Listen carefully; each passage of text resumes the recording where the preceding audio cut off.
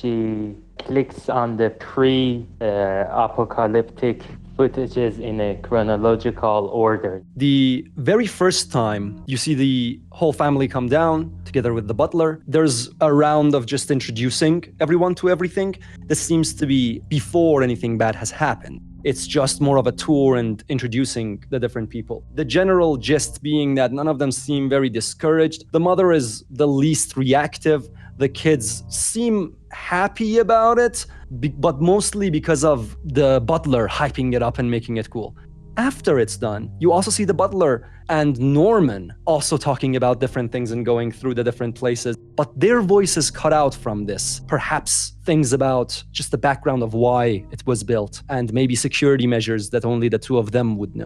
First, the part with the entire family included. Study the mother before everyone else. Insight and books cover, but also I want to use Twitch Eye to see if she is hiding any kind of illness or something. Doesn't seem that happy. She seems very preoccupied with lots of different aspects of life, specifically to cover up for this innate sadness. And you think that there is a disconnect between her and Norman seems genuinely concerned about it while also being too afraid to address it too often. Are the children aware? The children see her more as a very strict figure, and she does seem to, in different ways, take the frustration out and then in the form of strictness about irrelevant things, paste it onto the family. Okay, so I want to look at Logan in particular and see what I learn about him. Desperate for attention and sometimes resorts to doing things that would cause people to be mad at him just to get that attention. However, the father is ridiculously kind, and Logan seems to take that as a sign of lack of interest at this point. He tries to get something else out of it. And the mother seems so stressful over Amelia, who's basically coming of age and apparently is more involved with social circles and how she appears, that, again, not much attention is given to Logan. I want to know about Butler's behavior during these moments more. Very respectful. He has the least interaction out of all of them with Laura. His interactions with Norman are that of Norman being very friendly and very pal-like. He still is very polite. He doesn't seem to be pushing Norman back in any way. They seem actually close and as if they're scheming lots of things together. But it seems like he's very, very, very uptight about this polite behavior of his. The kids seem very fond of it as well. How does Lawman seem to feel about Laura? He acts with much more caution towards her, but he seems to try as hard as Norman to make her happy and, give her whatever she wants. Cinder and Artemus. I do want to speak to Cinder, but I'm gonna wait a little bit. I'll go upstairs. Where are you going, sweetheart? I'm just gonna have a quick look upstairs, get a little mosey about. Want somebody to go up with you? That would be lovely. The very first thing you see with the door that's still moving is Amelia being there, and the skin on her back, it seems to have a new pair of claws, something in the form of a electric scar and burn on it. And again, she runs off, going upstairs, unrelated to you guys' venture up, and she's no longer on that floor again.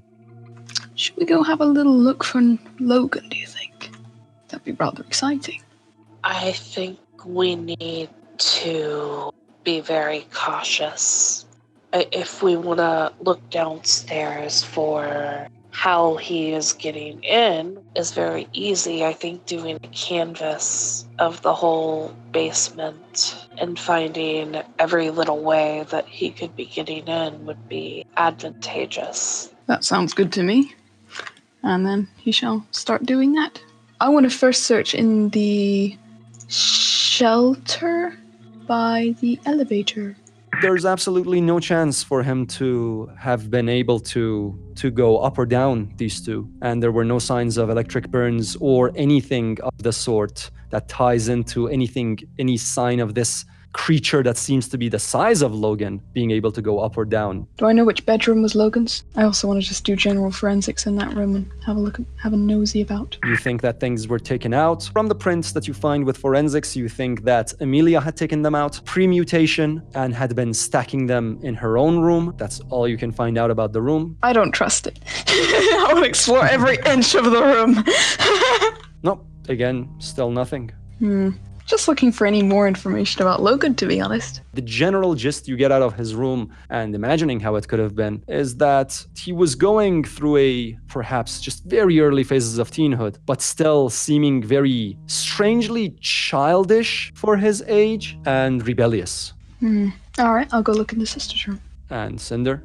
The other Cinder that was in with Laura Trommet will go and find Sachiko and say, "What you doing? Hello. What are you looking at?" I'm looking through this old footage to see if I can learn anything useful about the family. Okay. Have you? Not so far. Do you want any help? Just being in your vicinity is enough, Cinderu-chan. Alright. You can do split screen checking things. You can actually check different types of footage as well if you want to. I'll go ahead and bring up the next entry. Noel? I want to test my earlier hypothesis and take my last half of red paste and my first half of blue paste and mix them together. I want to conclusively know if they do cancel each other out. What you've discovered here is if you have just now taken a drug as well, if you were to take the red one and then the blue one, it could make the effects shorter but not give it the abrupt stop it would if you were to have mixed the red one with a drug and then take the blue one. I'm gonna keep my last one blue shroom intact and grind up the other one as well on another blue paste. What else? I think I'm done with the mushrooms now, so I'm gonna go rejoin Artemis. And to get back to the two of you guys, the only signs that you find are little electric burns on the documents as well, the legal documents and such. And you guys think that there is a little bit of a salival type of mucusy thing on them as well. You, Cinder, know that the creature doesn't have many traces of prior like humanity and personality, whatever this is. And you, Artemis, would know with your forensics that if ever having come down, has gone up and then down the same way you guys have. And you do make sure there are no traces of this creature or any creature for that matter or otherwise having touched the computer in the shelter. Interesting. And you think this creature has only come down and then up in the recent times once, and that was the time that the documents. And Artemis suddenly gets a brain and then does the carpet foot rubbing thing as well. With the map, by the way. All right, you generate static electricity, you hold the map. Quickly, the structure inside, the very delicate circuit inside starts to work and it starts to glow a cyan color on certain points, marking different locations on this map and gives you guys lots of extra information about some of the people and some of the locations.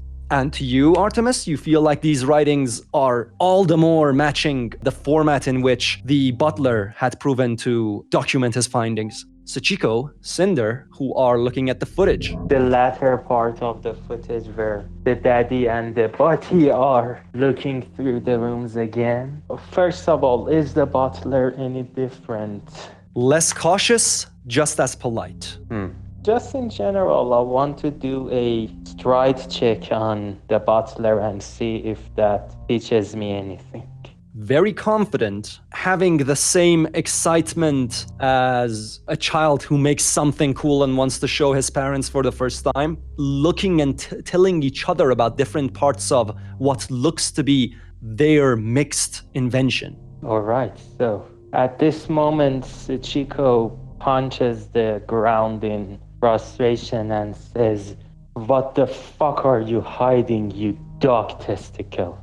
I think that's an insult to dog testicles, hun. For you, Cinder, you quickly pick up on the fact that They did have a dog with them that they refer to as Asher. The second footage seems to be that of the family coming down, this time without Butler. The date lines up with a storm you remember in your own lifetime as well. Any specific questions you have? Keep in mind that there are cameras in every room, in the shelter, that is.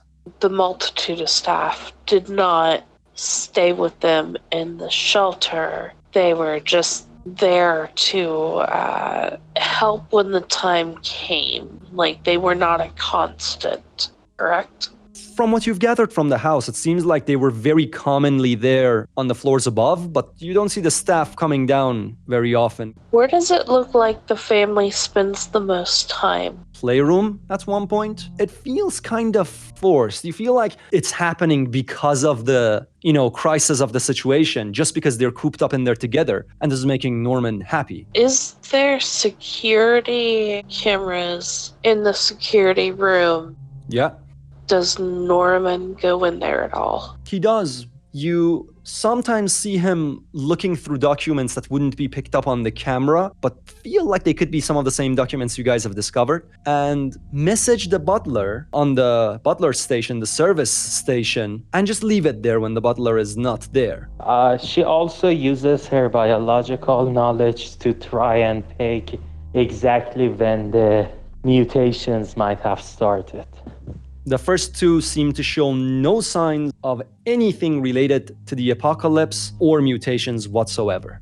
Do I learn anything new about their personality? That Norman is very paranoid, almost unnecessarily quick to act on any discovery or any threat that he feels, and most of his paranoia seems to come against other people. You think this could be connected to maybe news he was watching on the TV there? He seems to be joyful about, I'm on top of my game. The people around, I have lots of things on them. They have nothing on me. At this time, it seems that Amelia accuses Logan from lots of things. Does this particular footage give us an idea of how much that is delusions or how much it is real? Does he, for example, really steal her trophies and such? No such thing. If Delilah's theory was correct about there being beacons that cause despair and activate the strains of virus, it might have started, the strong emotions might have started there, as if her mind mutates along with her.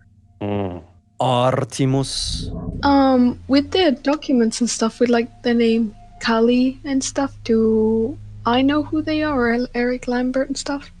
You had studied the criminal part quite a lot, and you would know that these people, a lot of them, would in some way be involved with different crime syndicates. Not all of them, however, very closely involved as members of it. For example, Shaheen Atlassian was one of the people who was trying to reveal information about these people and was actually investigating, rather than what the media was trying to accuse her and her fame of by saying that she's just now living a luxurious life and she has lost her touch with the people she once supported with her revealing information. Each person that you study further, I might be able to give you extra info as well. Any specific questions? Is there anything about Logan in here? Actually, there is a little bit. What the fuck?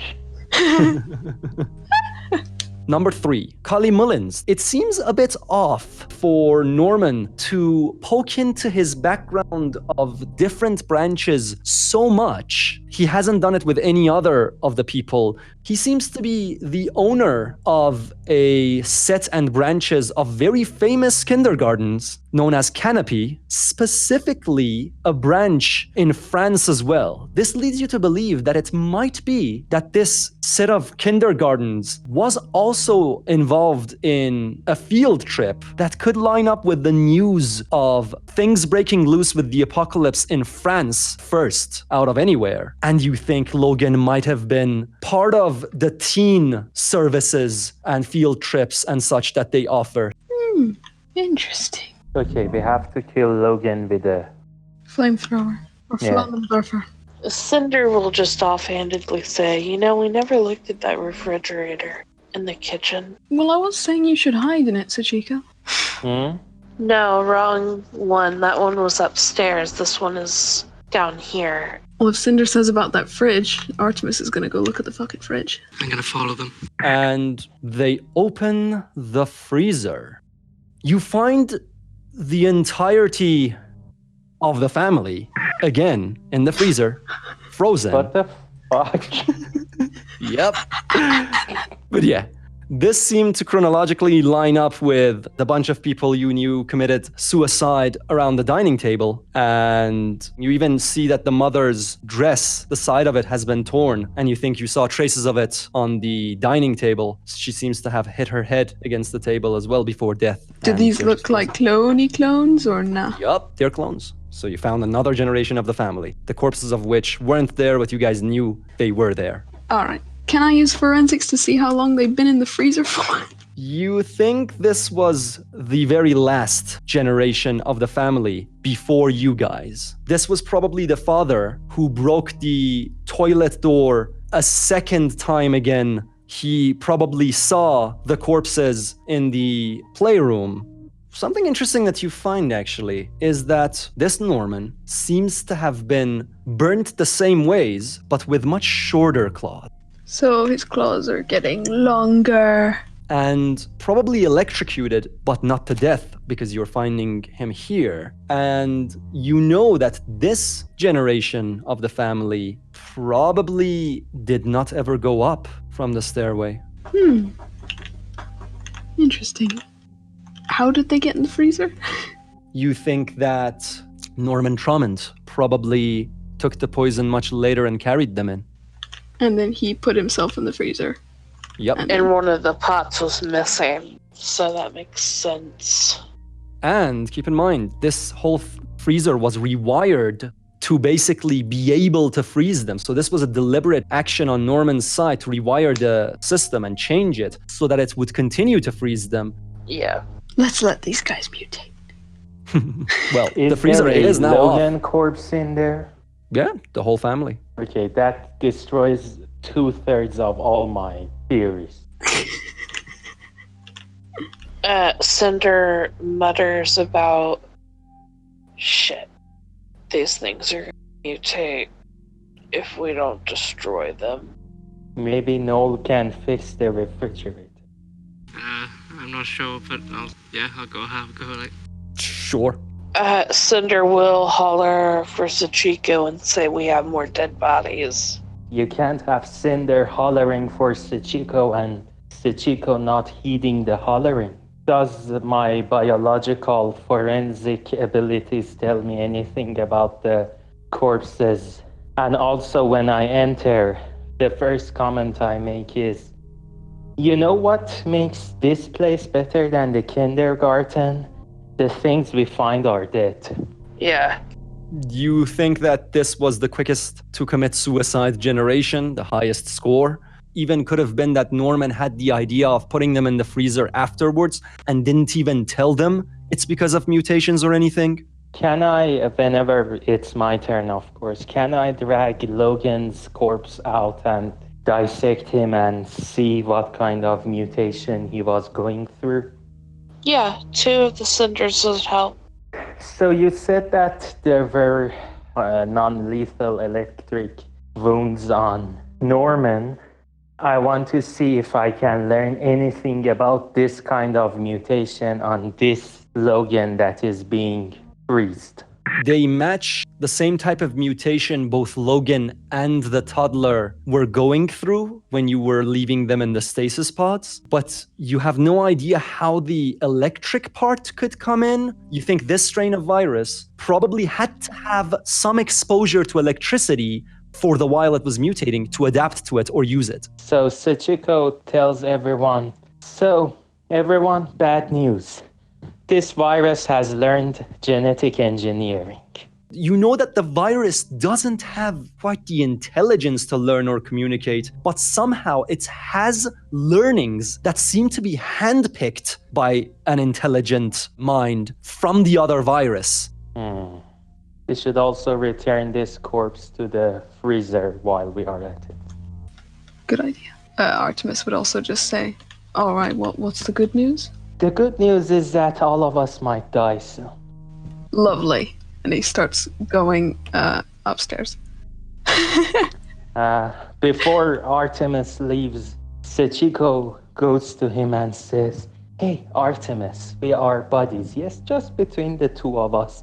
Did you or did you not do some weird things with viruses in your previous life as Artie?" Yes, he indeed did, but I'm not really any good with those things, I'm afraid. That was Yeah, sort of but that big buffoon specialties.